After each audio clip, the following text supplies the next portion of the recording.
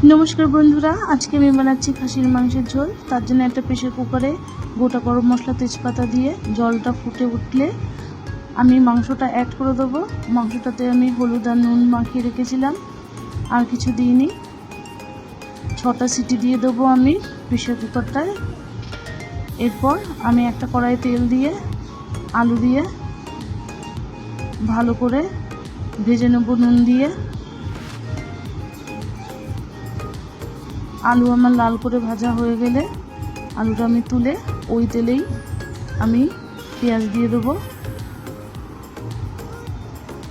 পেঁয়াজটা আমি বেরেস্তা বানিয়ে নেব লাল করে ভেজে।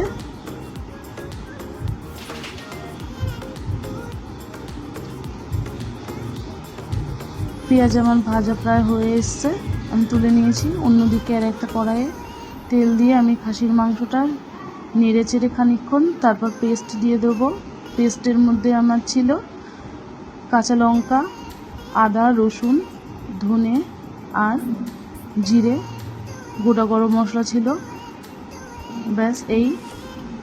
এরপর আমি আলু আর বেরেস্তাটা অ্যাড করব, করে আমি আবার ভালো করে কষে নেব হলুদ দিয়ে।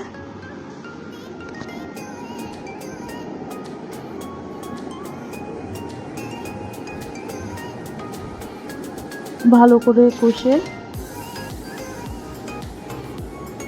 কষা আমার হয়ে গেছে। এরপর আমি জল দিয়ে দেবো, ভালো করে নেড়ে নেব। এরপর ঝোলটা আমি ফুটতে দেবো।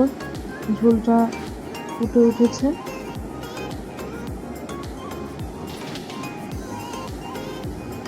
হয়ে গেছে আমার মাংস রান্না।